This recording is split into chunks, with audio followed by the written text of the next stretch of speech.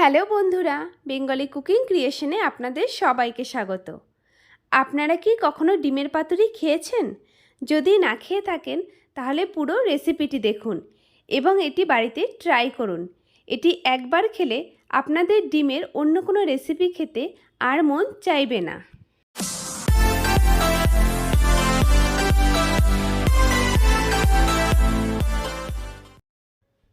আমি এখানে 4টি ডিম সেদ্ধ করে তার খোসা ছাড়িয়ে এবং মাঝখান থেকে হাফ করে কেটে নিয়েছি।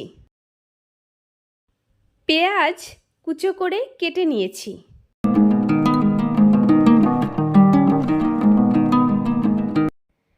এখানে নারকেল মিক্সার গ্রাইন্ডারে পেস্ট করে রাখা আছে।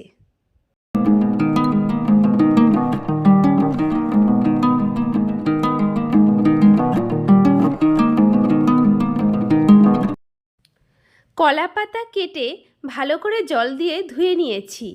এবার এতে মা কিছুটা পরিমাণে সর্ষের তেল দিয়ে দিচ্ছে।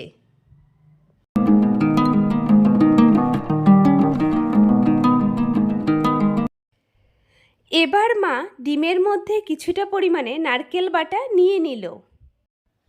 এরপর দিয়ে দিচ্ছে পরিমাণ মতো হলুদ গুঁড়ো, লঙ্কা গুঁড়ো, নুন এবং কিছুটা পরিমাণে সর্ষের তেল। এরপর হাত দিয়ে সব কিছু ভালো করে মেখে নিতে হবে।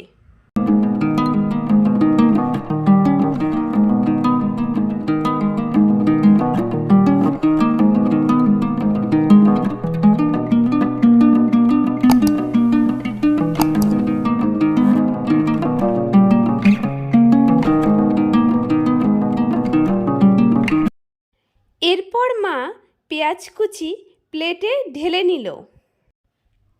পেঁয়াজের মধ্যে আরও কিছুটা পরিমাণে নারকেল বাটা দিয়ে দিল এবং এরপরে দিল পরিমাণ মতো নুন। আরও কিছুটা পরিমাণে লঙ্কা গুঁড়ো দিয়ে দিল। এবার সামান্য পরিমাণে সর্ষের তেল নারকেল এবং পেঁয়াজের মধ্যে দিয়ে দিল।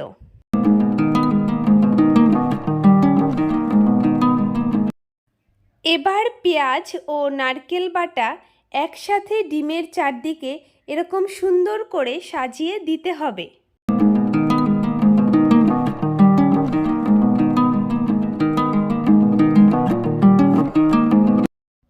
এবার ওভেনে একটা চাটু বসিয়ে দিয়েছি।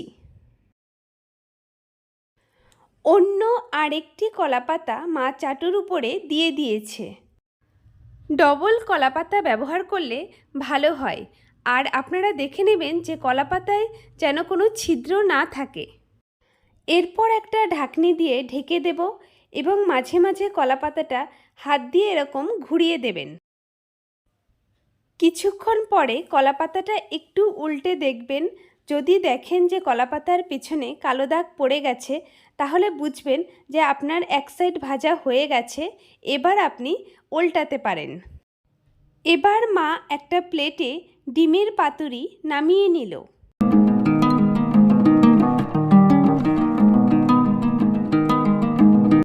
আর একটা কলাপাতা কিন্তু চাটুতে বসিয়ে দিয়েছে।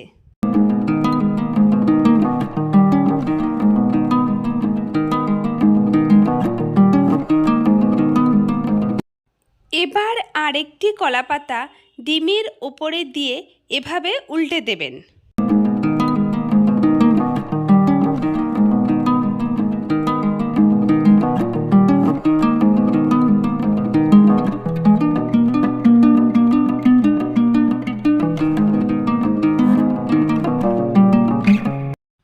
এবার উপরের পাতাটা হাত দিয়ে তুলে নিল। তো আপনারা এখানে দেখেছেন কি সুন্দর ডিমের এক সাইড ভাজা কিন্তু হয়ে গেছে। এবার কিন্তু সর্ষের তেল নয়, কিছুটা পরিমাণে রিফাইন তেল মা দিয়ে দিল।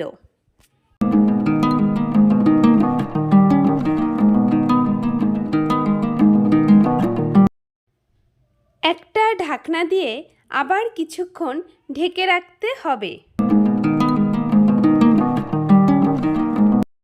ডিমের পাতুরি কিন্তু আমার প্রায় রেডি হয়ে গেছে। কিছুক্ষণ পরে একটা প্লেটে নামিয়ে নেব। তো বন্ধুরা, আমার ভিডিওটি যদি আপনাদের ভালো লেগে থাকে তবে এরকম নতুন নতুন রেসিপি পেতে অবশ্যই আমার ইউটিউব চ্যানেলটি সাবস্ক্রাইব করবেন এবং ভিডিওতে লাইক কমেন্ট ও শেয়ার করবেন।